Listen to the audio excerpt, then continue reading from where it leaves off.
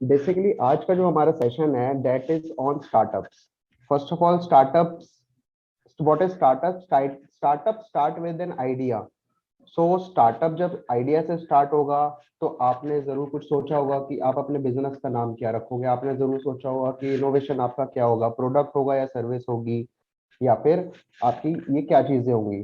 तो आपके लिए स्टार्टअप, गवर्नमेंट के लिए स्टार्टअप की डेफिनेशन क्या है, आज हम ये देखेंगे कि गवर्नमेंट स्टार्टअप्स की डेफिनेशन को कैसे बताती है।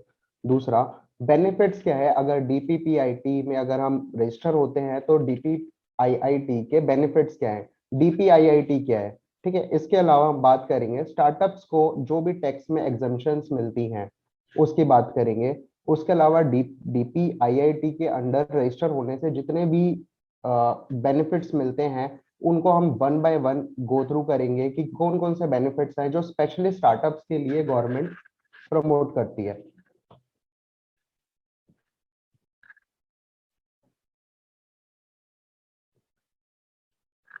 So first of all, startups जो होता है, स्टार्टअप आप किस किस फॉर्म में कर सकते हो। स्टार्टअप आप कर सकते हो एज अ प्रोप्राइटर, स्टार्टअप आप कर सकते हो as a firm, partnership firm, LLP, company, HUF, individual, AOP, BOI. But government startup सिर्फ उनको ही डेफिनेशन में लेती है जो कि या तो इनकॉर्पोरेटेड है as a company, company means private limited company, private limited company, या फिर आपका LLP. So first of all मैं आपको ये बताऊं कि एलएलपी और कंपनी में कौन कौन से वे में जाना बेटर रहता है। सो कंपनी के लिए बहुत सारी ऐसी चीजें होती हैं जो कंपनी का, सबसे पहली बात, रिकॉग्निशन एक एमसीए के पोर्टल पे होता है।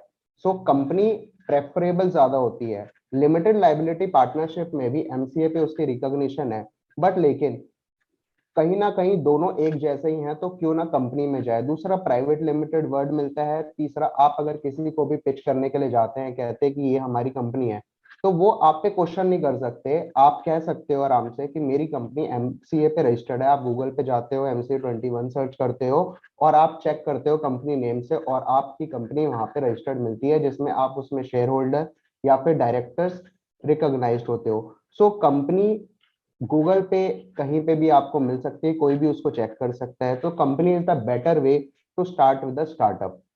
सो गवर्नमेंट कहती है कि आपका स्टार्टअप की लीगल ओनर, लीगल एग्जिस्टेंस एक प्राइवेट लिमिटेड कंपनी में होनी चाहिए, अदरवाइज लिमिटेड लाइबिलिटी पार्टनरशिप में होनी चाहिए। दैट मीन्स कि आप, you can not start with the sole proprietorship और you can not start with a simple partnership firm. So government कहती है कि पार्टनरशिप फर्म जो कि स्टार्टअप को डेफिनेशन में देती है only for first 10 years. So 10 years तक कोई भी कंपनी या पार्ट एलएलपी आपकी स्टार्टअप होती है। बट अगर किसी भी फाइनेंशियल ईयर में 100 करोड़ से अगर आपकी टर्नओवर एक्सीड करती है, so you ceases to be under the definition of startup. So startup की कैपिंग है कि आपके 10 साल तक चलेगी, और दूसरी कैपिंग है कि उसकी टर्नओवर 100 करोड़ से नीचे होनी चाहिए। आपने पहला साल, दूसरा साल, तीसरा साल, लेट से कि अगर पांचवें साल में आपकी टर्नओवर 120 करोड़ हो जाती है, so you ceases to be a startup. So startup के अंडर मिलने वाले जितने भी बेनिफिट्स हैं वो विड्रॉ हो जाते हैं एज ऑन डेट जिस फाइनेंशियल ईयर में आपकी टर्नओवर एक्सीड कर जाती है। सो स्टार्टअप, बेसिकली आपने एक प्राइवेट लिमिटेड कंपनी बना ली, बट लेकिन क्योंकि ये एक आइडिया से स्टार्ट होता है, सो आइडिया आपका कोई इनोवेशन क्रिएट करना चाहिए, किसी डेवलपमेंट के लिए होना चाहिए, या इम्प्रूवमेंट होना चाहिए किसी प्रोडक्ट को लेके या प्रोसेस को लेके। इट मींस जो मार्केट में ऑलरेडी चीजें चल रही हैं, for example a financial planning. Financial planning is not a startup for government.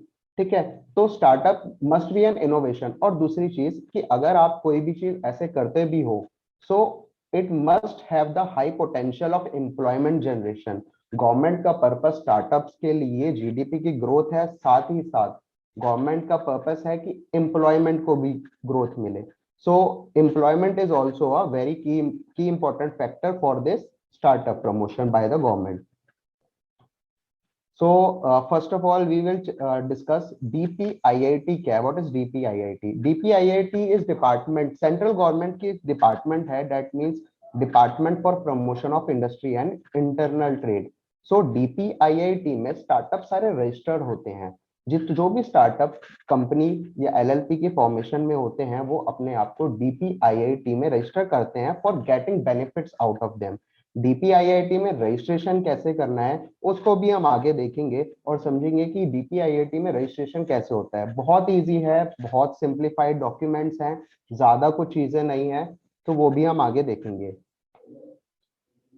So once we incorporate a company or a LLP, then we registered with the DPIIT. So benefits उसके मिल जाते हैं after we have registered.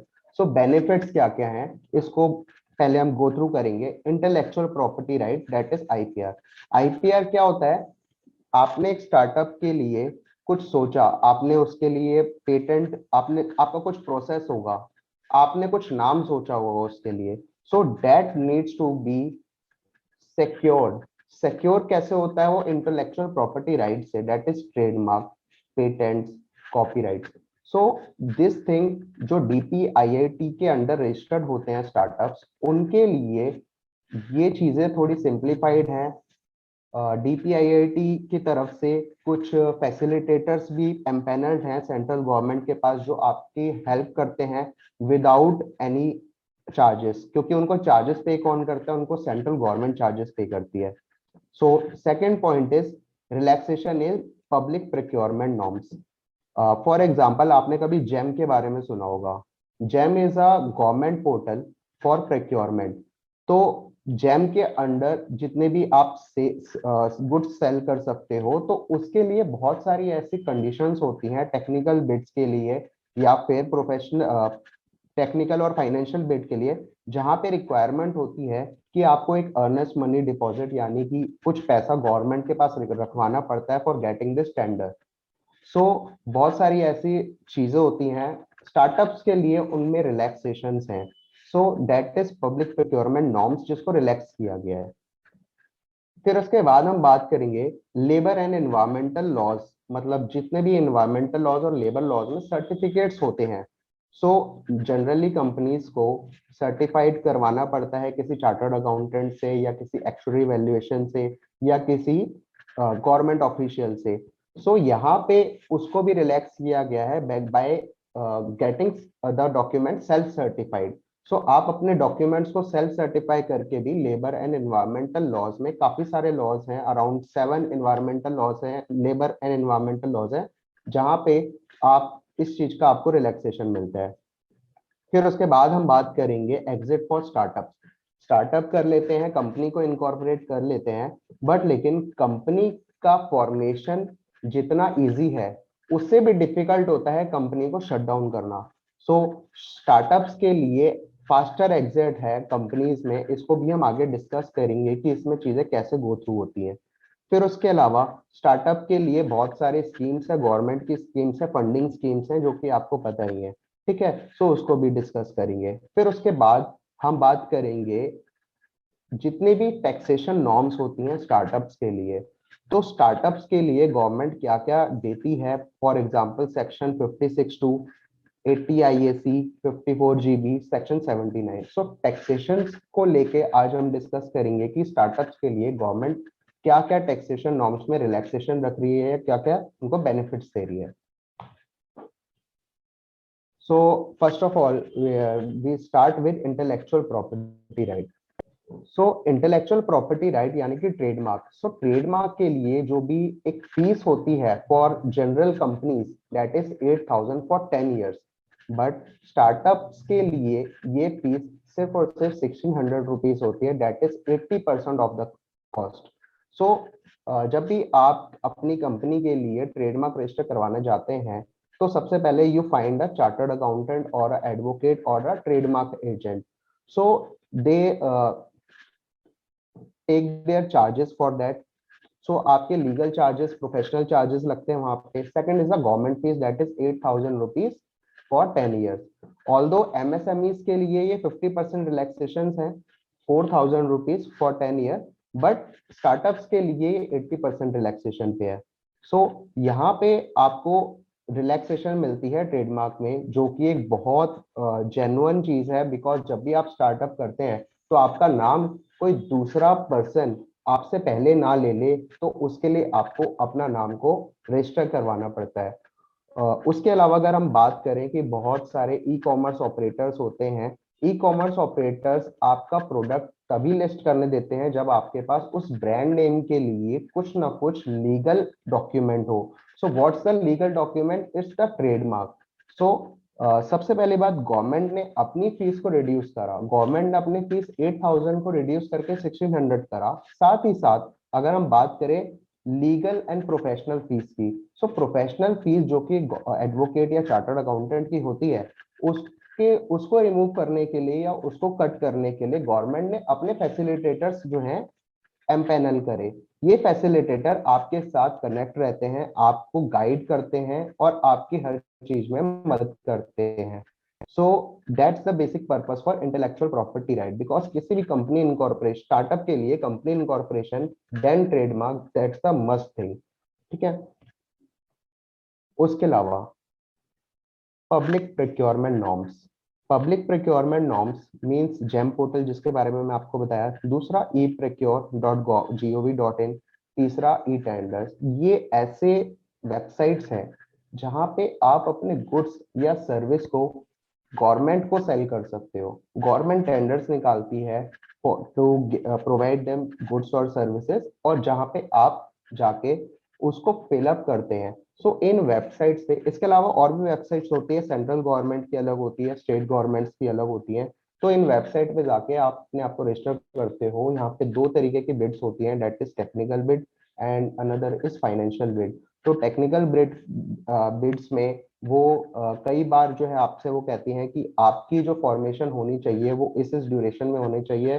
दूसरा, आपके पास MSME का certificate होना चाहिए। बहुत सारे ऐसे नॉर्म्स होते हैं, पर स्टार्टअप्स के लिए उन नॉर्म्स की बहुत ज्यादा रिलैक्सेशन है। मैंने लास्ट ईयर बहुत सारे ऐसे टेंडर्स फाइल करे जिसमें मुझे पता चला कि स्टार्टअप्स के लिए ये चीजें बहुत ज्यादा सिंप्लीफाइड है। Even earnest money deposit, that is EMD, एक टाइप का सिक्योरिटी डिपॉजिट है that we have to file with the government while filing tenders.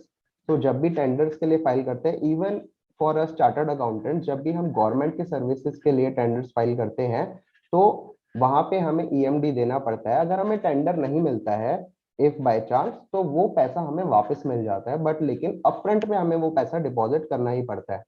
So startups के लिए ये रिलैक्सेशंस हैं। सो आप इन वेबसाइट्स में जा सकते हैं, देख सकते हैं कि आपके गुड्स या सर्विसेज के अगेंस्ट ऐसे कोई टेंडर्स निकले हुए हैं नहीं, एंड आप उसको अकॉर्डिंगली अप्लाई कर सकते हैं। Now we think about exit for startups. Company को इनकॉर्पोरेट करने में अराउंड अराउंड 10 to 15 डेज लगते हैं, बट लेकिन उसका वाइंड अप करने में it take more than 6 months, because board approvals होते हैं, बहुत सारी फॉर्मेलिटीज होती हैं। एनसीएलटी से एक डेट मिलती है हियरिंग के लिए, हियरिंग की डेट पे जाते हैं, फिर उसके बाद वाइंड अप होता है। So it take minimum 6 months for a company to wind up, और इनकॉर्पोरेशन में only 10 days to 15 days। So startups के लिए इस चीज की रिलैक्सेशन है कि इस 80 डेज को कट करके गवर्नमेंट ने उसको 90 डेज किया है। आप अपने कंपनी को 90 डेज में भी शट डाउन कर सकते हैं। सो that is the best thing for startup, because कोई भी कंपनी स्टार्ट करते हैं और अगर वो नहीं चलती है और उसको बंद कर नहीं करते हैं प्रॉपर डॉक्यूमेंटेशन के साथ, तो आप डिबार्ड हो जाते हैं to become director in any another company in future. So disqualification आ जाती है डायरेक्टर को लेके, आप किसी और कंपनी में डायरेक्टर भी नहीं बन पाते हैं। सो कंपनी के शटडाउन भी बहुत ज्यादा इंपॉर्टेंट है, आप उसको ऐसे ही नहीं छोड़ सकते। सो गवर्नमेंट ने उसके प्रोसीजर को भी रिलैक्सेशन किया है, 90 डेज। एक तो टाइमिंग्स में भी कम करा है, उसके अलावा कुछ फॉर्मेलिटीज में भी कम करा है एमसीएम ने।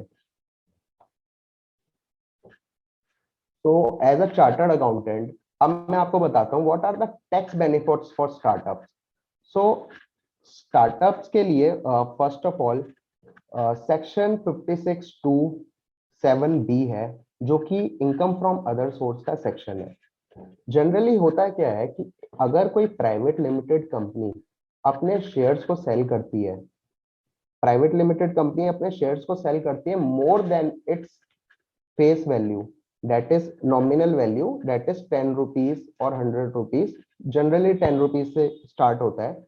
सो 10 रुपीज का शेयर अगर वैल्यूएशन के बाद अगर कोई उसको 15 रुपए में लेता है, तो that 5 rupees difference is a income from other source. Means not 5 rupees, let say कि आपकी फेस वैल्यू 10 रुपए थी, आपकी मार्केट वैल्यू आपके शेयर की 12 रुपए थी, बट लेकिन आपने किसी उसको सेल करा 15 रुपए पे, तो the difference of 3 rupees, the 3 rupees difference is your income from other source in the hands of company. और उसका टैक्स स्लैब एक अलग 30% पे जाता है, जो कि बहुत ज्यादा है किसी कंपनी के लिए।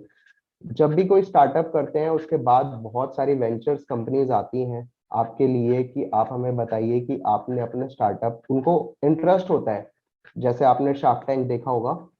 सो वो कंपनीज शेयर्स लेती हैं, आपकी होल्डिंग्स लेती हैं। तो जब उन शेयर्स को हम सेल करते हैं, तो द डिफरेंस जितने भी ऊपर हमने सेल करा, उसको क्या मान लेते हैं, उसको ये मान लेते हैं कि वो आपकी इनकम हो गई है।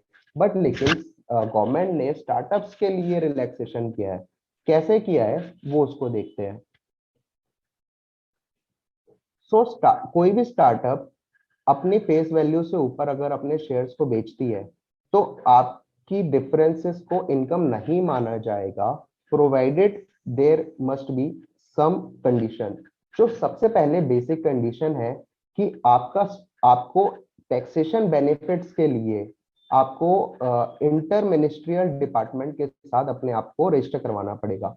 ये इंटर मिनिस्ट्रियल डिपार्टमेंट जो बोर्ड होता है, वो भी आपको उसी वेबसाइट पे मिलेगा जहां पे आप स्टार्टअप को रजिस्टर करेंगे, दैट इज startupindia.gov.in। सो इस लिंक पे जाके आप अपने आप को टैक्स बेनिफिट के लिए इंटर मिनिस्ट्रियल बोर्ड के साथ जो है वहां पे रजिस्टर करते हैं। सो यहाँ पे आपको टैक्स के बेनिफिट्स मिलने लग जाते हैं। सो फर्स्ट ऑफ ऑल ये इसके बारे में जब हम बात करते हैं, दैट इज 56(2) के बारे में। सो आपकी जो भी शेयर्स के सेल करने से पहले या शेयर्स के सेल करने के बाद आपकी paid up capital 25 crore rupees से ऊपर नहीं होनी चाहिए। तो आपको ये सेक्शन के अंदर बेनिफिट मिल जाता है कि आपकी शेयर वैल्यू को जितने पे भी आप अपर सेल कर रहे हैं, उसके ऊपर आपकी इनकम को नहीं माना जाता है। प्रोवाइडेड कुछ ऐसी नॉर्म्स है गवर्नमेंट की जहां पे वो कहती है कि ये चीजें तो एटलीस्ट पूरी होनी चाहिए। फॉर एग्जांपल, आपने होल्ड ना कर रखी हो कोई भी रेसिडेंशियल बिल्डिंग या लैंड जो कि ordinary course of business, for example आपका स्टॉक ना हो, आपका काम ना हो बिल्डिंग या लैंड को रेंट करने का या उसको शेयर सेल करने का। उसके अलावा अगर आपने उसको होल्ड कर रखी है, तो यहाँ पे आपको इसका बेनिफिट नहीं मिलता है। ऐसे बहुत सारे आगे हैं। For example, loan and advances जो है आपके, अगर आपका काम है लोन एंड एडवांसेस का, तो आप इसका बेनिफिट ले सकते हो। कैपिटल कंट्रीब्यूशन आप किसी दूसरी एंटिटी में नहीं करोगे टू गेट दिस बेनिफिट। आपने किसी शेयर्स या सिक्योरिटी में, मतलब कंपनी ने किसी शेयर या सिक्योरिटी में इन्वेस्ट नहीं किया हो, कोई भी आपके पास मोटर व्हीकल ना हो जिसकी वैल्यू 10 लाख से ऊपर हो। सो ऐसे बहुत सारे ऐसे कंडीशंस हैं कि जहाँ पे आपको उसको फुलफिल करना पड़ता है। सो बेसिकली होता यही है कि जब आपकी स्टार्टअप एक अच्छे लेवल पे पहुंच जाती है, तो आपको इन्वेस्टमेंट चाहिए। एंड कोई भी वेंचर कंपनी उसको अपने स्टेक होल्डिंग के अगेंस्ट ही उसको फाइनेंस करती है। So that's the first taxation benefits for startup. Now the very famous 80 IAC tax exemption for 3 out of 10 years। Startups के लिए स्टार्टिंग के 10 साल में रिवेन्यू होना और उसके बाद उसका इनकम टैक्स देना थोड़ा सा डिफिकल्ट हो जाता है। सो गवर्नमेंट ने उसको रिलैक्सेशन करने के लिए क्या कहा कि आप जब इनकॉर्पोरेट करते हो अपनी कंपनी को, उसके with in 5 years, that is first 5 years में से आप कोई भी 3 consecutive years को सेलेक्ट कर सकते हो जहां पे आपकी इनकम को आपकी इनकम के ऊपर टैक्स को एग्जेम्प्ट कर दिया जाएगा। मतलब आपकी जितनी भी इनकम होगी उसके ऊपर आपको टैक्स नहीं पे करना पड़ेगा। That is the biggest advantage given by the government for startups. तो आप इन 5 में से कोई भी तीन मीन्स कॉन्जिक्यूटिव 3, आइदर 1 2 3 और आइदर 3 4 5, बट लेकिन कॉन्सिक्वेंट सीरीज में होना चाहिए। सो आपको सेलेक्ट करते हैं आप 80 IAC, जब इसमें ITR फाइल करते हैं, ITR दैट इज 6, तो हम यहाँ पे सेलेक्ट करते हैं weather a company is opting for 80 IAC और नॉट। सो यहाँ पे आपकी जितनी भी इनकम होती है उसको 100% टैक्स बेनिफिट मिल जाता है अंडर प्रॉफिट एंड गेन। उसके अलावा अगर आपकी कोई इनकम फ्रॉम अदर सोर्स होता है, आपको किसी कंपनी से डिविडेंड मिलता है, या फिर आप किसी कंपनी से आपको नॉन बिजनेस इनकम होती है, उसके ऊपर तो आपको टैक्स देना पड़ता है, बट लेकिन आपकी बिजनेस इनकम के ऊपर कोई भी टैक्स नहीं लगता है। तो इसकी एक बेसिक कंडीशन, जैसे हर सेक्शन में, हर टैक्स के सेक्शन में कुछ ना कुछ कंडीशंस है, ऐसी इसमें एक कंडीशन है कि आपकी ये स्टार्टअप किसी स्प्लिटिंग अप से या फिर रिकंस्ट्रक्शन ऑफ बिजनेस से ना बनी हुई हो। सो दैट इज वेरी जनरल चीजें। गवर्नमेंट चाहती है कि जिसको भी वो बेनिफिट दे रहे हैं वो जेन्युइन हो स्टार्टअप। उसके अलावा सेक्शन 54GB है। 54GB अभी आज की डेट में इतना ज्यादा रेलिवेंट नहीं है, बिकॉज 54GB में जब कोई भी रेसिडेंशियल प्रॉपर्टी को ट्रांसफर करते थे तो उसके प्रोसीड्स को किसी स्टार्टअप में इन्वेस्ट करना होता था। ये ट्रांसफर जो है 31 मार्च 2022 से पहले वाली रेसिडेंशियल प्रॉपर्टीज पे है, आपके लिए अभी एप्लीकेबल नहीं है। फॉर एग्जाम्पल, अगर आपने पिछले साल किसी रेसिडेंशियल प्रॉपर्टी को सेल किया होगा और उसके सेल प्रोसीड्स को इन्वेस्ट कर दिया होगा with in due date of return filing, that is 31 July, तो उन्हीं लोगों के लिए एप्लीकेबल है। अदरवाइज 54GB स्टार्टअप्स को बहुत ज्यादा प्रमोट करती थी। मे बी गवर्नमेंट इसके जैसी कोई सेक्शन आगे लाए या फिर किसी को अगर फ्यूचर डेट में एक्सटेंड करे, सो एक अलग बात है, बट लेकिन ये भी बहुत अच्छी सेक्शन थी। काफी 2017 में आई, 2022 तक रही है, 5 साल तक इसका टेन्योर रहा है। बहुत अच्छी सेक्शन थी ये। इसके अलावा सेक्शन 79। अच्छा, जैसे आपको बताया कि आपकी इनकम के ऊपर टैक्स नहीं लगेगा, बट लेकिन स्टार्टअप को लॉसेस भी होते हैं स्टार्टिंग में, कुछ साल लॉस होते हैं, पहले साल या दूसरा साल लॉस हो सकते हैं। सो इनकम के ऊपर टैक्स नहीं है, बट लेकिन अगर आपको लॉस हुआ तो क्या होगा, आप उस लॉस को कैरी फॉरवर्ड कर सकते हो। तो गवर्नमेंट डुअल बेनिफिट दे रही है। पहली बात, अगर आपकी इनकम है तो उसके ऊपर टैक्स मत दो, बट लेकिन अगर आप लॉस है तो उसको आप आगे ले जाओ, कैरी फॉरवर्ड कर लो, कैरी फॉरवर्ड नेक्स्ट ईयर्स में उसको सेट ऑफ कर सकते हो। क्योंकि इसमें जनरल रूल होता है कि PGBP में, means profit from business gains में, आपको अपनी लॉसेस को सेट ऑफ करने के लिए 8 ईयर्स का टाइम मिलता है। सो इसी अकॉर्डिंग आप उसको आगे कर सकते हो set off for next 8 years. So यहाँ पे आपको कुछ यहाँ पे भी कंडीशंस है। फॉर एग्जांपल, आपने अपनी कंपनी का 51% ऑफ स्टेक होल्डिंग अभी भी आपके पास हो, आपने 51% से ज्यादा उसको डाइल्यूट ना किया हो, और जितने भी शेयर होल्डर्स पहले थे एटलीस्ट वो तो इस बार होने ही होने चाहिए, चाहे उसमें न्यू ऐड हो जाए तो कोई इशू नहीं है, बट लेकिन जो आपके पिछले फाइनेंशियल ईयर में या असेसमेंट ईयर में शेयर होल्डर्स थे वो ही आपके आगे कैरी होने चाहिए। So now we will discuss कि DPIIT में रिकॉग्निशन कैसे होगा, रजिस्ट्रेशन कैसे होगा इसका।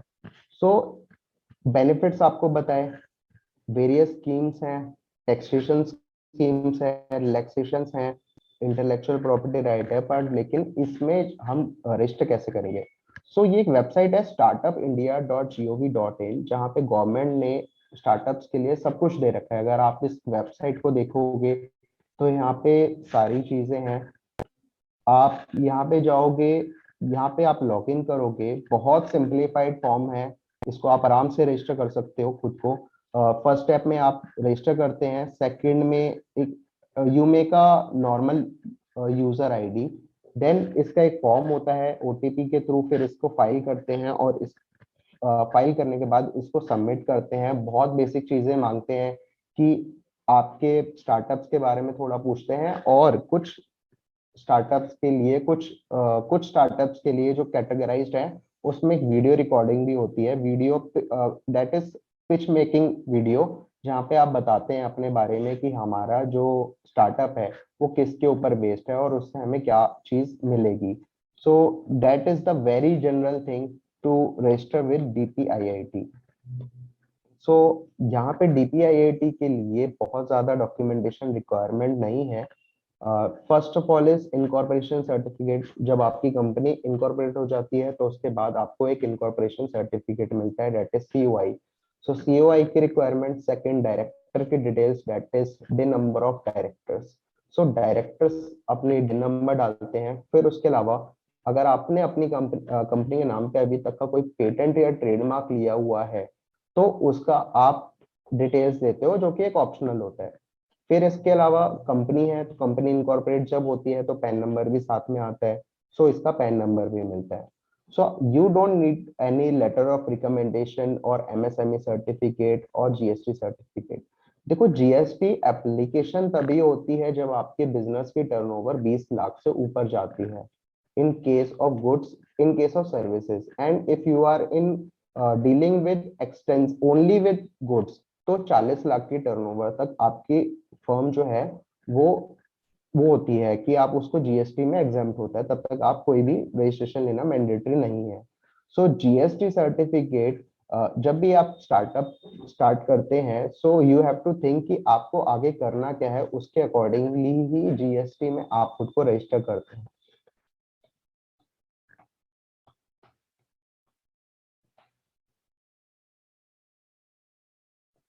सो बेसिकली गवर्नमेंट ने बहुत सारे ऐसे वेंडर्स के साथ भी टाई अप कर रखा है जहाँ पे आपके फैसिलिटेटर्स होते हैं जो आपकी लीगल कंप्लाइंसेस को संभालते हैं on on the better better पे।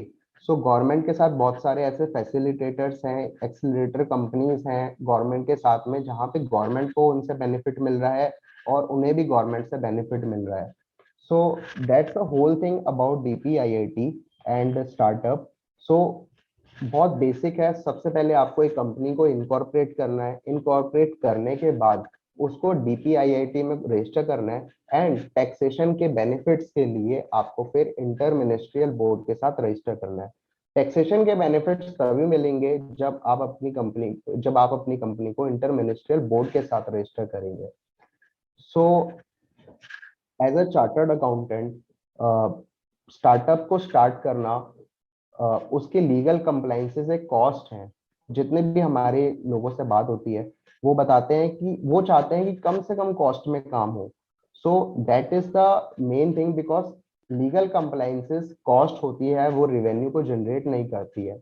बट लेकिन as a chartered accountant I will always say कि जब भी आप स्टार्टअप करते हैं तो उसके बाद जो भी कंपनी, दूसरी कंपनी आपकी कंपनी को देखती है तो वो ये भी देखती है कि आप अपने लीगल कंप्लायंसेस में कितने अच्छे रहे हो during this past years.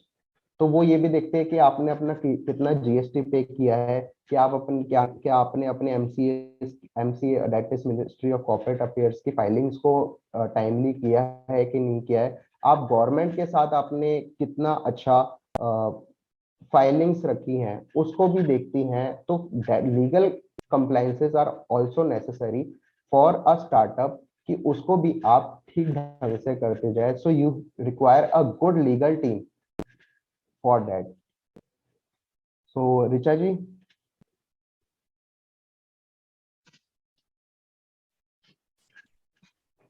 Sir, काफी आसान शब्दों में आपने हमारे इस वेबिनार को बनाए रखा, और मैं देख रही थी पार्टिसिपेंट्स के काफी क्वेश्चंस आ रहे हैं। श्योर सर, मैं मैम। आपको बताना चाहूंगी हमारे साथ जुड़े हैं Shri Gopinath Rao ji, IEDS deputy director, MSME DI from Karnataka से। शर्मा जी, आपकी आवाज साफ नहीं आ रही है। आप रहने दीजिए कि बाद में आपसे चेक किया जाए। सर, आप बोलिए मैडम। सर, आपका बहुत बहुत स्वागत करती हूँ आज के इस वेबिनार में।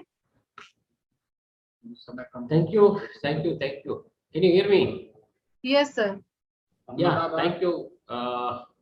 Thank you, Udyam Mitra, for organizing such a wonderful program for all our startups and young entrepreneurs. Sir, But he's on any- tour, sir. So I'm any- Gates, Joint Director, MSCV. Any entrepreneurs who starting either MSCV micro, Regarding a the small or a PMS startup, scheme, sir, they actually, need a lot of support target of from 300 unit was there, schemes means we have given under which is for under this my year. MSMEs. Against which actually we have. And it is the effort of our MSME Development Institute or MSME Development DFO providing a lot of support. I think, madam, it's a lot of disturbance is there, I believe. Sir आप Simultaneously- mic off कर सकते हैं 800. तो इसका of नहीं हो सकता, इसलिए So problem. we are well sir volume थोड़ा slow with our target in this PMS scheme. Uh, Sir, in other schemes also, we are actually will achieve our target. एक मिनट है. Yes Okay. Can you hear me now? Yes sir great Okay, जल्दी भी खत्म करेंगे इसको. Okay. Okay, now our main program is to support MSMEs, micro and small enterprises, startups. And today's seminar, I feel, is mainly for assisting the MSMEs to financial assistance. And you know, starting of any MSMEs or startups, it needs basically a proper and well documented project report, and at the same time, what are the financial benefits, or what are the financial ratios, what are the financial details they have put it in the project report is also very important.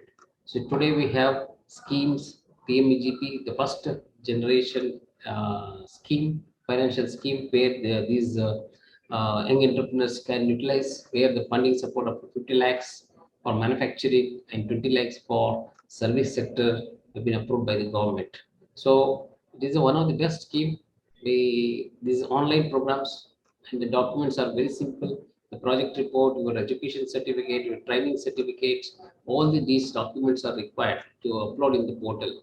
So once it is done, the local district industry centers will forward the same your data to the bankers after verifying all the details. So once bank verifies your data, whatever things have been forwarded from DIC, and it will be, then they will call you for interview, and then all interaction will take place, and they will decide whether your project is okay or not, and how your attitude, your behavior, your communication, how you discuss with the bankers, all these things matters. So this is also most of the basic information that one needs to understand when you want to take any benefits under the MSME schemes.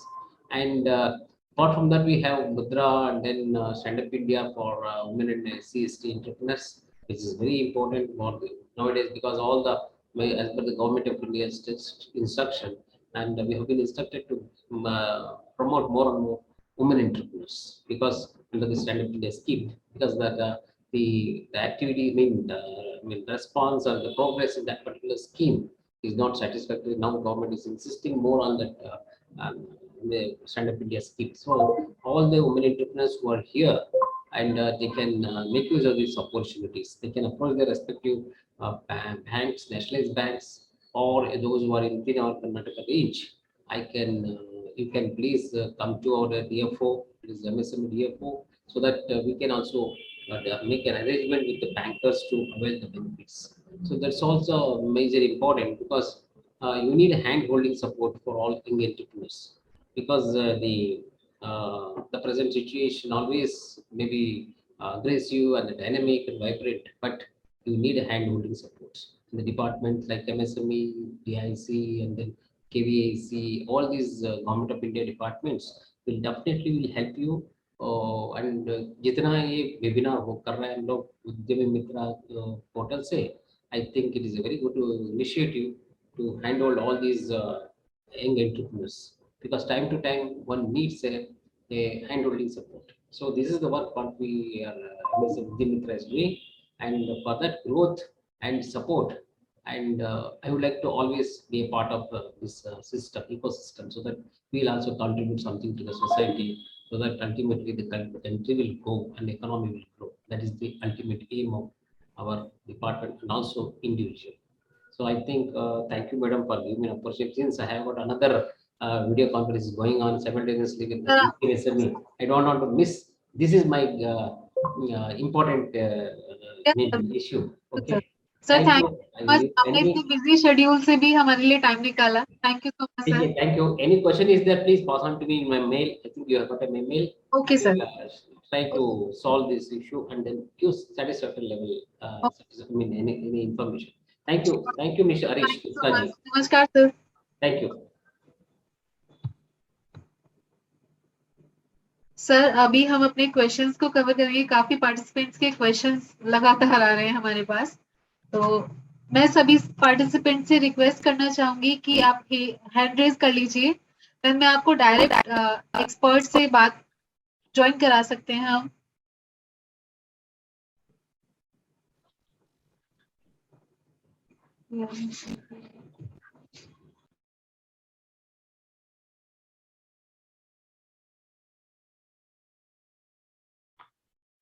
Hello Richa ji, is my voice yes sir, audible, right. तो सबसे पहले जो भी questions आए हैं webinar chat में उसको मैं धीरे धीरे कवर करूंगा। Okay. First of all Manju ji पूछते हैं कि simple partnership. So partnership is of two types. One is a partnership that is under a partnership act. Second one is the partner LLP, that is advanced version of a partnership firm which is registered with MC, that is Ministry of Corporate Affairs. So Ministry of Corporate Affairs के under जो partnership होती है उसको ही बोला जाता है startups. जो आप नॉर्मल पार्टनरशिप फर्म्स जो कि एक पार्टनरशिप डीड कोई या तो रजिस्टर करवा के या फिर उसको नोटराइज करवा के स्टार्ट करते हैं, वो स्टार्टअप के लिए नहीं बोली जाती। So that's a difference between a simple partnership और a partnership under LLP। So that is with ministry of corporate affairs. इसके बाद क्वेश्चन है, will this PPT be share to attendees? Richa ji आप पीपीटी शेयर कर दीजिएगा जी अटेंडीज सर। को। इसके बाद देवांग जी पूछते हैं कि what is the process to get registered with section 80 IAC benefits? So how much time it takes to get such approval? So इसका जो प्रोसेस है वो आपके स्टार्टअप india.gov.in पे ही है, जहाँ पे आप जाके खुद को 80 IAC के लिए रजिस्टर कर सकते हैं। और बहुत इसका सिंप्लीफाइड फॉर्म है, इसका ऐप जो है वो आपका 1 to 2 वीक्स में आ जाता है नॉर्मली। सो इसके ड्यूरेशन में आपसे फैसिलिटेटर्स भी कुछ बात करते हैं और आपके स्टार्टअप के बारे में जानते हैं। इसके बाद can existing LLP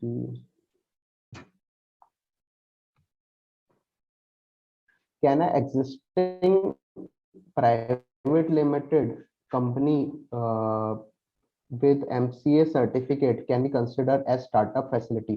so startup के जितने भी बेनिफिट्स मिल रहे हैं वो आपको बताया कि वो इनकॉर्पोरेशन डेट से स्टार्ट होते हैं। अगर आपका स्टार्टअप रिसेंटली ही इनकॉर्पोरेट हुआ है तो आप उसको रजिस्टर कर सकते हैं। अदरवाइज अगर आपका स्टार्टअप को रजिस्टर हुए हुए 1 साल 2 साल हो गए हैं तो आप उसके बेनिफिट्स आपके चले जाएंगे। इससे अच्छा है कि आप एक न्यू कंपनी को इनकॉर्पोरेट करें। Can we convert an existing LLP to a startup? Same answer, अगर आपकी रिसेंट में ही अगर आपने LLP को इनकॉर्पोरेट करा है तो आप उसको स्टार्टअप में ले जा सकते हैं, और बेनिफिट तभी आप जब आप उसको रिसेंटली ही अगर बनाते हैं तो।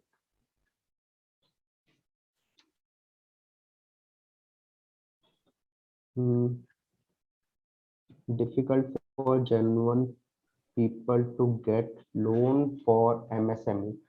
MSMEs के लिए जो लोन की फैसिलिटीज है वो अलग है, ठीक है। और स्टार्टअप्स के लिए फैसिलिटी अलग है। जब हम MSME के लिए जाते हैं तो मुद्रा लोन है। उसके अलावा जो स्टार्टअप्स के लिए बहुत सारी ऐसी स्कीम्स है, फाइनेंशियल स्कीम्स है जो कि बैंक्स के पास बहुत एक वो होता है कि आपको इतना परसेंटेज आपको अपने लोन का स्टार्ट देना है। सो बैंक्स के साथ आपका अच्छा अगर रिलेशनशिप है तो वैसे जनरली भी आपको बहुत सिंप्लीफाइड डॉक्यूमेंटेशन के साथ भी बैंक से मिल जाता है।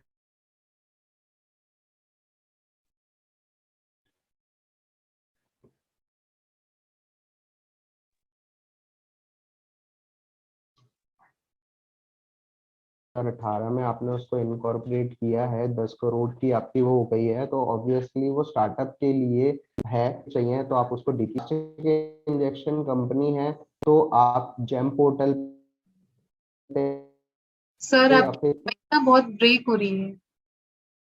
किसी भी ऐसे पोर्टल पे, गवर्नमेंट के प्रोक्योरमेंट पोर्टल्स पे जाके मैम ऑडिबल सर आपकी ना वॉइस बहुत ब्रेक हो है रही अभी? है, बीच बीच में ब्रेक हो रही है। ऑडिबल है? सर आप वीडियो ऑफ कर लीजिए, देन फिर आप क्वेश्चंस कवर कर सकते हैं आप। Sure sure.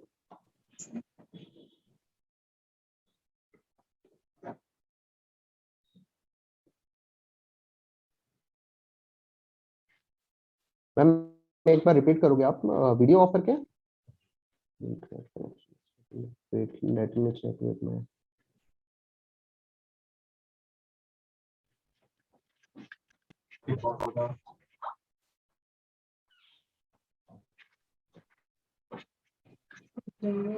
ओके, अभी चुप। मैम अब मेरी वॉइस ऑडिबल है? Yes audible sir. Okay. Yes. So अगर आपकी कंपनी इनकॉर्पोरेटेड है और आपके टर्नओवर ऑलरेडी 10 करोड़ है तो अपने आप को आप रजिस्टर कर सकते हैं, कोई इशू नहीं है, और आप अपने टैक्सेशन के बेनिफिट्स को अवेल कर सकते हैं। So I have formed a proprietorship concern in 2007, closed and started LLP. am ineligible to register under DPIIT? Yes, अगर आप LLP है तो ये रजिस्टर कर सकते हैं। देखिए कोई भी स्टार्टअप कर सकता है। स्टार्टअप की डेफिनेशन में अगर आप आते हैं कि फर्स्ट ऑफ ऑल अगर आप इनकॉर्पोरेट हुए हैं एज अ कंपनी और LLP, दूसरा आपकी टर्नओवर जो है वो 100 करोड़ से एक्सीड नहीं करी गई है, और थर्ड थिंग है कि आप किसी नए प्रोडक्ट या प्रोसेस के लिए या फिर आप कुछ ऐसा काम करते हैं जिसमें आप एम्प्लॉयमेंट जनरेट करते हैं तो आप स्टार्टअप हैं, और उसके अगेंस्ट आप जो है अपने आप को रजिस्टर कर सकते हैं with DPIIT। Whether a registered startup can be relaxed from registration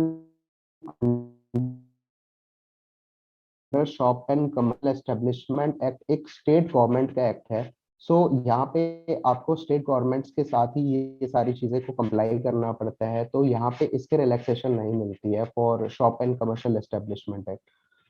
जब हम दिल्ली में अगर हम बात करें या यूपी में बात करें तो इसका रजिस्ट्रेशन बहुत सिंपल है, विद इन 1 आवर में इसका रजिस्ट्रेशन हो जाता है। So it's very simple in Delhi.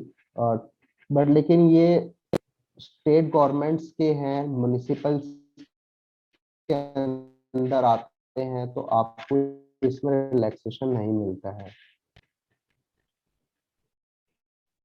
We are manufacturing ice cream for last 23 years, but our business is stagnant for 10 crores. Can we register for startup to grow our business?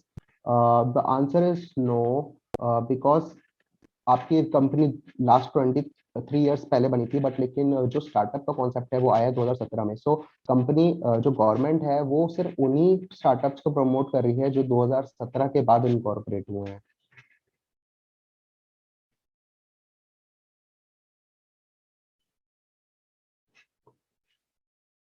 Is mutual fund distribution which is generating an employment of 8 people eligible as a startup? Mutual fund distribution is not a process idea, or not that इसमें financial advisory जितनी भी हैं उन सबको exclude करा गया है startup से। Startup is for a new idea only.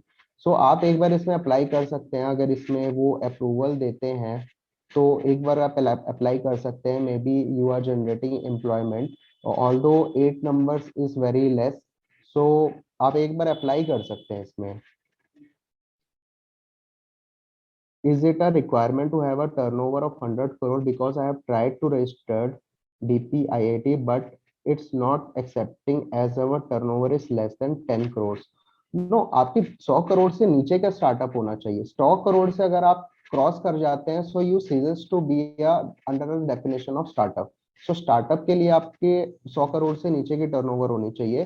पहले ये टर्नओवर की लिमिट 25 लाख थी, बट लेकिन लास्ट टू लास्ट ईयर इसको इम्प्रूव करा गया, पहले 50 किया गया, फिर इसके बाद अभी 100 करोड़ है। सो 100 करोड़ तक की टर्नओवर को, मतलब उसके नीचे की टर्नओवर्स को भी स्टार्टअप ही बोला गया है। I have started a company in August 2019 and there's a change of there's a chance of getting facility अगस्त 2019 में आपने अपनी कंपनी को इनकॉर्पोरेट करा है, यस आप इसमें ले सकते हैं, बट लेकिन टैक्सेशन बेनिफिट्स में आपको रिलीफ नहीं मिलेगा। कंपनी 2018 में बनाई है, जितने भी कंपनी आप ये 2019, 18 और 17 में बना रहे हैं, सो इसमें अगर आप ऑलरेडी टैक्सेशन बेनिफिट्स जो भी आपने टैक्सेस पे कर रहे होंगे तो उसका आपको बेनिफिट तो मिलेगा नहीं। So it's better to make a incorporate a new company और a new LLP.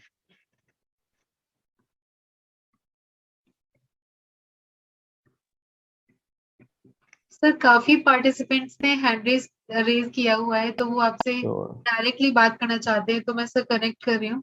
Raj Sharma ji, Raj Sharma ji आप क्वेश्चन पूछ सकते हैं सर से।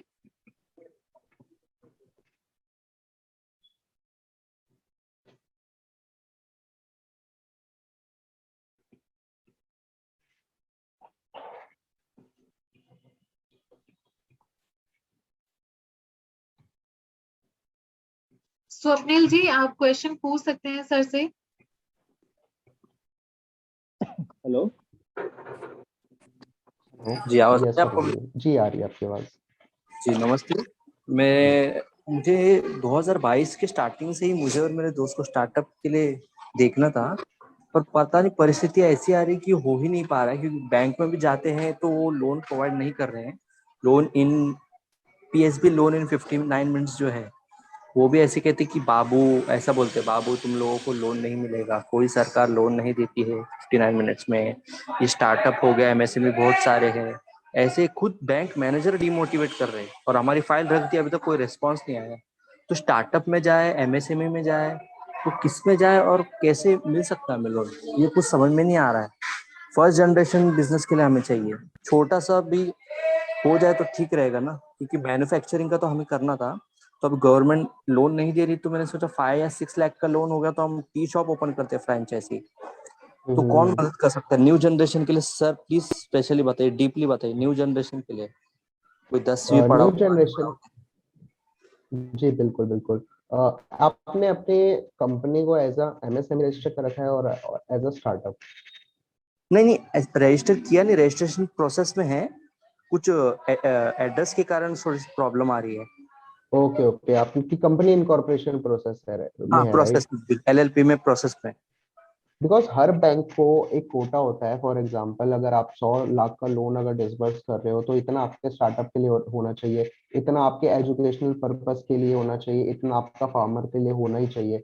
सो हर बैंक के ऊपर ये एक फिक्सेशन होती है कि आपको इतना पैसा तो आप स्टार्टअप्स वालों को लोन देना ही देना है।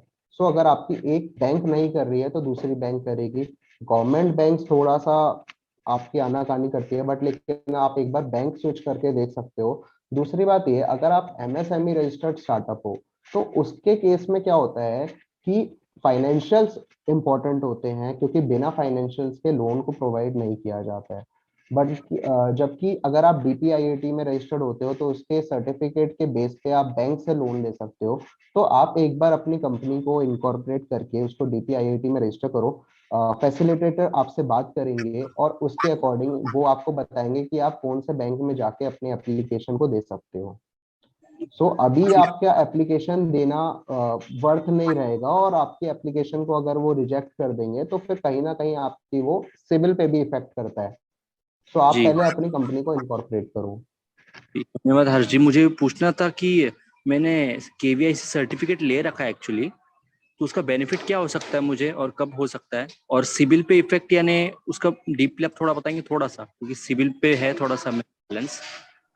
नहीं, आपने कौन सा सर्टिफिकेट बोला? केवीआईसी सर्टिफिकेट, पीएमईजी से सर्टिफिकेट लिया है, केवीआईसी सर्टिफिकेट। हम्म, ठीक है। एक्चुअली मुझे इसके बारे में आइडिया नहीं है, इस सर्टिफिकेट के बारे में। सो आपका दूसरा क्वेश्चन क्या था? हाँ, उससे अगर ये लोन हम लेने जाते हैं तो ये जो सिबिल का है उस पर कितना मिनिमम बैलेंस होना चाहिए? यानी मान लीजिए पहले कोई छोटा मोटा लोन लिया हो ऐप से, या 2 लाख, 1 सवा लाख का लोन लिया हो, तो उसका बैलेंस होना चाहिए या पूरा नील होना चाहिए, जीरो होना चाहिए बैलेंस, या नहीं, थोड़ा बहुत भी चलेगा? देखिए डिफरेंस होता है किसी कंपनी के ऊपर और इंडिविजुअल के ऊपर। सिविल सिर्फ और सिर्फ इंडिविजुअल को मेजर करने का क्राइटेरिया है। जी ऑल दो सबसे पहली बात, आपकी कंपनी के अगर फाइनेंशियल अच्छे हैं या फिर क्योंकि आप स्टार्टअप हैं तो कंपनी है, तो कंपनी के लिए ये चीजें आसान होती हैं। साथ ही साथ इसमें ये भी देखा जाता है कि कंपनी के जो भी डायरेक्टर है उनका सिविल कैसा है, उनका पास्ट रिकॉर्ड कैसा है पास्ट में। जी अगर आप बात करो कि आपने छोटी मोटी एप्लीकेशन से अगर आपने उसको ले रखा है, आप एक बार अपना सिविल चेक करवा सकते हो। आप जी एक बार अपना सिविल चेक करवाओ कि आपके सिविल पे उन चीजों की वजह से कितना इफेक्ट आया है। होता क्या जी है कि बैंक्स में जब आप जाते हो, अगर लेट से अगर आपका सिविल थोड़ा सा डाउन है भी, तो आपकी कुछ क्लैरिफिकेशन देने के बाद उसको इग्नोर किया जा सकता है। तो ये भी बैंक्स के ऊपर होता है, बैंकर्स के ऊपर होता है, ये सारी चीजें कर सकते हैं। बट लेकिन जरूरी नहीं है कि अगर आपने पिछले किसी छोटे मोटे ऐप से लोन लिया था, आपने उसको रीपे नहीं करा, तो आपके सिविल पे उसको इफेक्ट डाला ही होगा। सो आप एक बार अपने सिविल को जरूर चेक करिए। स्वप्निल जी, काफी पार्टिसिपेंट्स हमारे साथ जुड़े हुए हैं, उनके क्वेश्चंस आ रहे हैं बार बार, इसलिए सभी के क्वेश्चंस को कवर अप करना है। नेक्स्ट सर मैं अर्जुन पाटिल जी को ज्वाइन करना चाहूंगी। एंड अर्जुन जी, आप अपना क्वेश्चन पूछ सकते हैं सर से।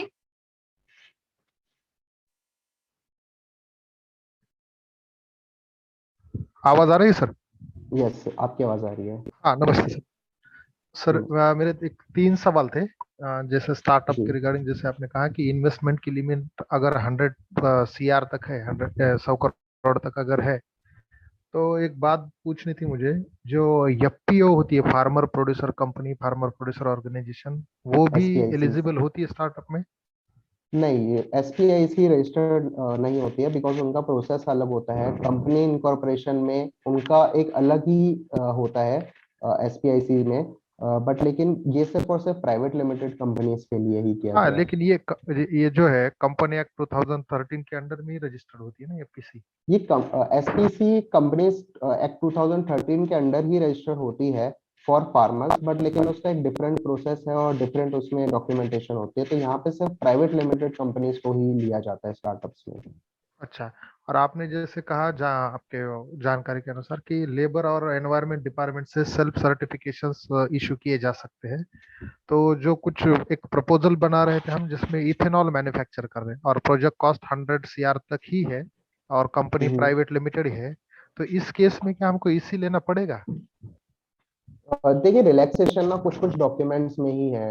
बेसिकली बेसिक डॉक्यूमेंटेशन, जब हम बेसिक चीजों में जाते हैं वहां वहाँ रिलैक्सेशन है। फॉर एग्जांपल ग्रेचुटी एक्ट में, लेबर लॉज में, ऐसे जनरल लेबर लॉज में।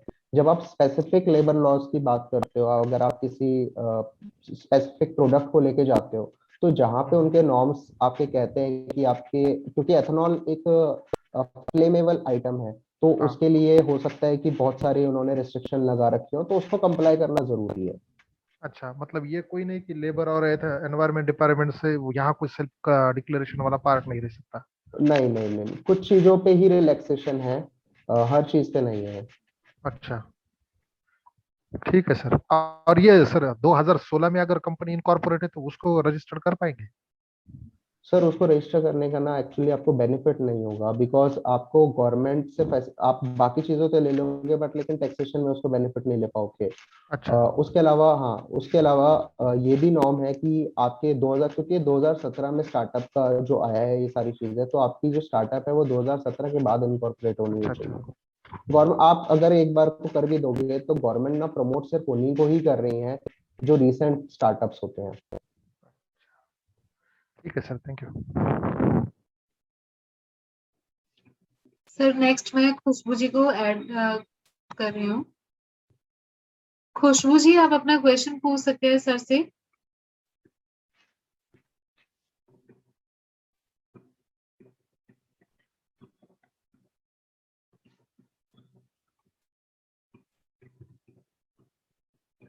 रघुवेंद्र जी, आप अपना क्वेश्चन पूछ सकते हैं सर से।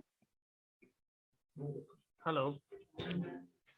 Hello. हेलो, यस यस, आपकी Can you वॉइस hear आ me? रही I'm है। Raghavendra. Yes yes.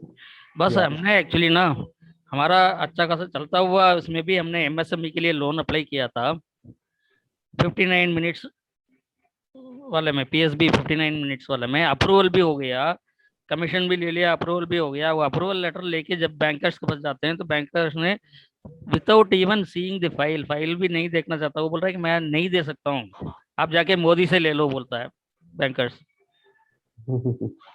तो बैंकर्स ऐसे बोलते हैं, बैंकर्स जेन्युइन लोगों को इंडिया में नहीं देते हैं सर। अब मैं एक्चुअली अभी पब्लिक डोमेन में आया, मैं क्लियरली बोल रहा हूँ, जेन्युइन लोगों को एमएसएमई लोन मिलता नहीं। This is sir fact actually. MSME ये सिर्फ मैं नहीं बोल रहा यस हूँ, आप किसी से बात कर सकते हैं। मेरे पास I have thousands of people actually, सब लोग यही बोलते हैं कि नहीं मिलता तो नहीं मिलता, जेन्युइन लोगों को नहीं मिलता है। नहीं, MSMEs के लिए जनरली थोड़ा इश्यूज है, मुद्रा लोन नहीं नहीं, वगैरह जितने भी जनरली लोन्स इशू हैं। नहीं है, यानी स्कीम ये आप कोई भी हाँ, स्कीम है स्टार्टअप के लिए भी, मैं स्टार्टअप में रजिस्टर्ड हूँ। आप DPIIT वगैरह स्टार्टअप में सब में रजिस्टर्ड हूँ, फिर भी नहीं मिल रहा है। I have tried everything. एक बार आप जो RBI की एक वेबसाइट होती है, डेट इज बैंक, बस सी आई हैव हाँ अराउंड वहाँ 30 पे एक इयर्स बार ऑफ आप एक्सपीरियंस इन बिजनेस। मैंने सारे कुछ हम्म, सब कुछ स्टडी करने के बाद, सब कुछ करने के बाद, इवन अप्रूवल कब मिलता है बस, everything when you are eligible then you get approval, उसके बाद भी नहीं मिलता है। एक बार आप इट्स अ RBI फैक्ट की एक्चुअली।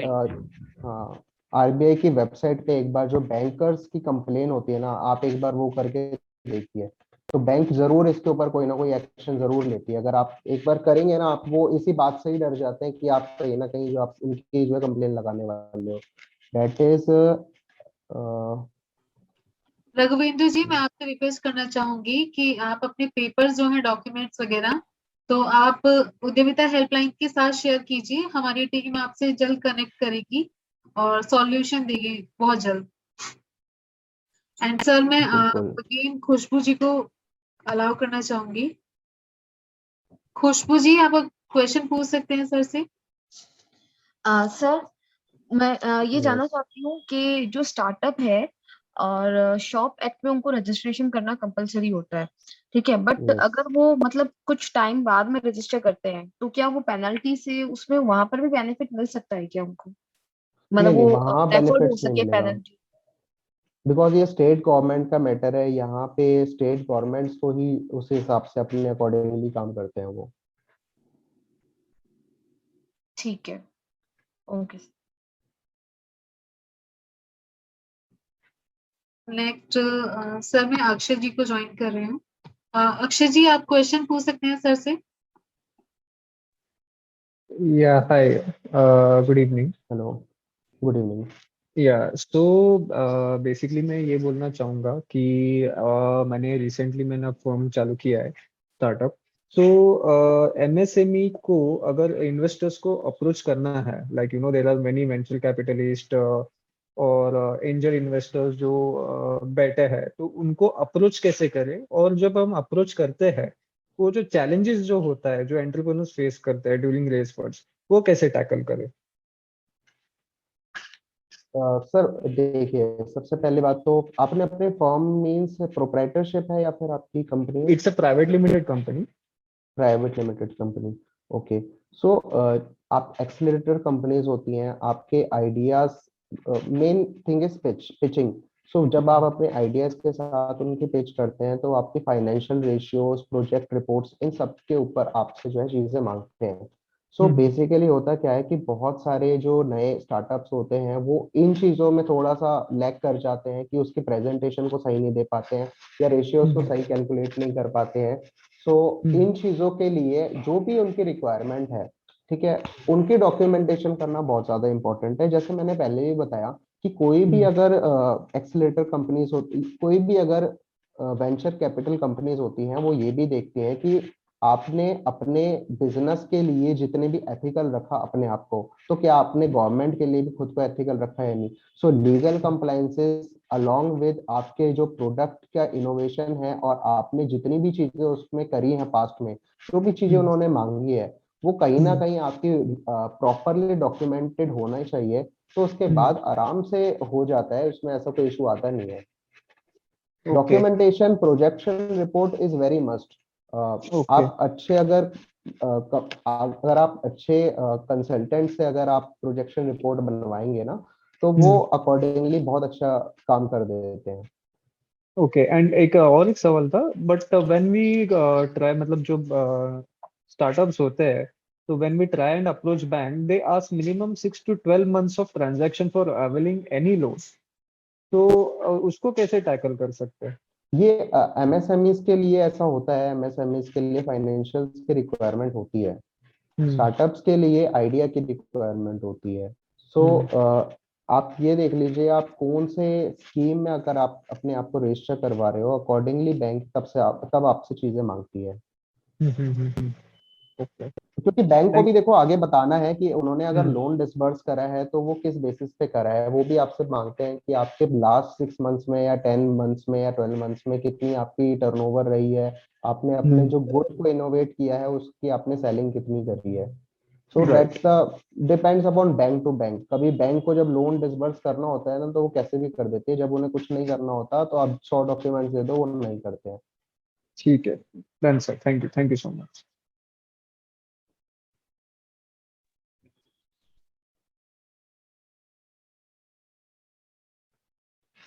मंजू जी आप हैंड रेज कर लीजिए, मैं आपको फिर कनेक्ट कर सकती हूँ।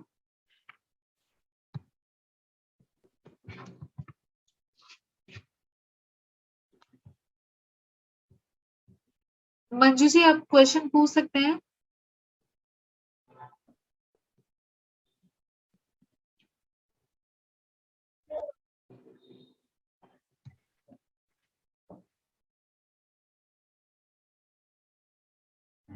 Hello. Hello. Sir, able to hear me? Yeah, I can hear you. Sir, my doubt is our company is a plastic injection molding company, and we have started our company in 2018 September. We have started. Okay. Like you are telling, every time it should be an innovative product. So this is we are doing a regular injection molding components. So one thing is are we applicable for this startup in terms of the year of launch? Like you are telling that it should be maybe after 2018 or something in the terms. 17. And on the product base, whether we are applicable. And our turnover is basically maybe last year it was around 4.82 crores, and we are presently in an increasing trend. Maybe we are going to achieve around 10 to 12 crores this financial year. So I want to know something about this, sir.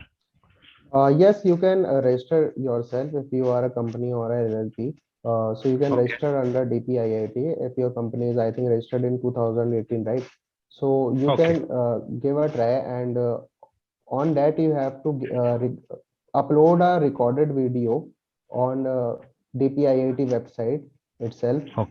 So that on the basis of your idea they can let you register. Yeah, basically, sir, I started registering in DPIIT. This one, there was some terms it was coming like it should be some 100 crores turnover, like that it was coming. Then I could not further go inside the site. Maybe I will try out once again with the one. Yeah. But however, I have created the ID. Can I get your help whenever it is required? Can I take your number? Sure. Yeah, sure. You can also contact on Udyamita helpline also. Oh, you belong to department or you are a consultant, basically? No, we are consultant. Basically, we are a legal consultant. I am a chartered accountant, and Udyamita helpline. Basically, they look after all the things. Manju ji, अगर आपका कोई भी काम है या फिर आपको कोई इशू आ रहा है किसी चीज, तो हमारी टीम बहुत जल्द आपको कनेक्ट कर लेगी एंड आपके क्वेरी को सॉल्व करेगी जल्द से जल्द। Oh, I see. Okay, I see. Okay.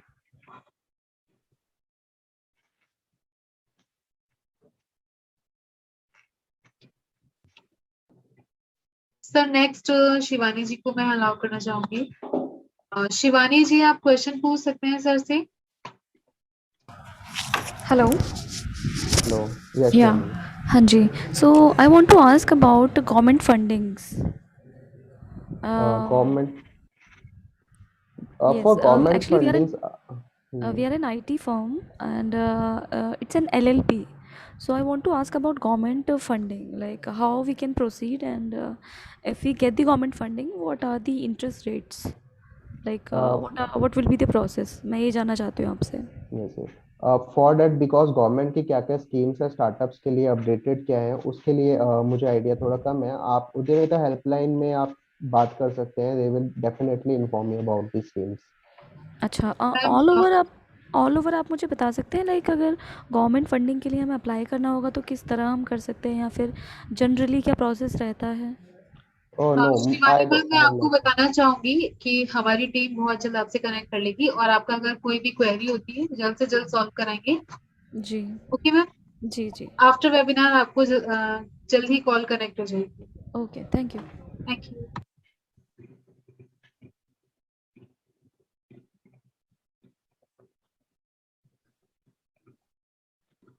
करण जी, आप क्वेश्चन पूछ सकते हैं सर से. Hello. Hello. Yeah. Hi, sir. Good evening. Hi, hello, good evening. My question is somewhat similar to the previous lady. We are also an IT firm, and we are also looking for government incentives, particularly state government. We are based at Surat. So if you could help me on that part, it would be really, really great. Sir We have consulted many CAs, but they are not much aware about that. So particularly the IT industry को हमारा क्या business चलता है उस हिसाब से. या सो ठीक है कि जितने भी गवर्नमेंट स्कीम्स है उसके लिए उद्यमिता हेल्पलाइन है ही. बट लेकिन मैं कुछ क्वेश्चंस आपसे पूछना चाहूंगा कि Please. आपकी आईटी कंपनी है, so are you exporting your service? Correct. Yes. Yes. So first of all क्या है कि अगर आप एक्सपोर्टर हैं सर्विसेज के, सो आपने अपने इंडिया में जितने भी गुड्स या सर्विसेज को परचेज किया है और उसके ऊपर जितना भी आपने जीएसटी पे किया हुआ है, उस जीएसटी का आपको रिफंड मिल जाता है. जी, हमने अभी 100%. रिसेंटली लिया है सर. हाँ, that is under IGST route और बाय फाइलिंग RFD 01. तो एक तो जीएसटी में तो आपको बेनिफिट मिल जाता है. सो बाकी गवर्नमेंट के क्या स्कीम्स हैं उसके लिए आप उद्यमिता हेल्पलाइन में पूछ सकते हैं. रिसेंटली गुजरात गवर्नमेंट ने एक न्यू आईटी पॉलिसी लॉन्च करी है in the month of February. उसका कुछ डेडलाइन करंट मंथ में था, बट समहाउ वो डिले हुआ है. बट तो बेनिफिट कैसे क्या लेना है वो उसका थोड़ा गाइडेंस चाहिए था. प्लस वो कितना लुक्रेटिव है वो थोड़ा समझना था, एंड कैसे हम उसको अप्लाई कर सकते हैं. We can get the benefits on that part. Sure. Richa ji, please get them connected with your team. Karan sir, after webinar आपको कॉल कनेक्ट कर लेंगे हमारी टीम से. आपकी जो भी क्वेरी होगी जल्द से जल्द सॉल्व कराएंगे सर. या, thank you very much Richa madam. Okay sir, जैसा कि हमने वादा किया था कि हमारा वेबिनार 5 बजे था, तो thank you so much sir. आज का वेबिनार काफी इंफॉर्मेटिव था एंड काफी आसान शब्दों में आपने हमारे पार्टिसिपेंट्स को समझाया एंड क्वेश्चंस के आंसर दिए. Thank you so much sir. फिर से आज कि सर हम जल्द से जल्द जुड़े दोबारा से. बिल्कुल. Thank you Richa ji for inviting me with this participants, this new participant जो कि स्टार्टअप करना चाहते हैं. तो आपने यहाँ पे ज्वाइन कर लिया है हम लोगों को. मुझे सुना आपने और यहाँ पे आपने अपने आप को ज्वाइन किया. सो ये भी एक स्टार्टअप का पार्ट है. सो आप निकल चुके हैं स्टार्टअप के लिए, आइडिया है आपके पास. So legal compliances and all ये सारी चीजें चलती रहती हैं, बट लेकिन रुकना नहीं है कहीं पे भी. सो हम लोग लीगल कंप्लायंसेस या फिर आपके बाकी जितने भी रजिस्ट्रेशन प्रोसेस है उसको हेल्प करने के लिए ऑलवेज अवेलेबल है. बिल्कुल सर. सर, सभी प्रेजेंटेशन के लिए बार बार पूछ रहे हैं कि मिल सकती है प्रेजेंटेशन. या sure, I will share with you. You can आप दे देना किसी कॉमन प्लेटफॉर्म से. ओके. सभी पार्टिसिपेंट से रिक्वेस्ट करना चाहूंगी कि सभी को प्रेजेंटेशन मिल जाएगा. And thank you so much sir, आज के लिए आपने हमारे लिए टाइम निकाला, उद्यमिता हेल्पलाइन के लिए वक्त निकाला. Thank you so much sir. Thank you. Thanks a lot teacher ji. Thank you. Thanks for inviting me. Thank you so much. मैं सभी पार्टिसिपेंट्स को बताना चाहूंगी हमारे साथ वंदना जी जुड़ी हैं और लोन कंसल्टेंट है ये.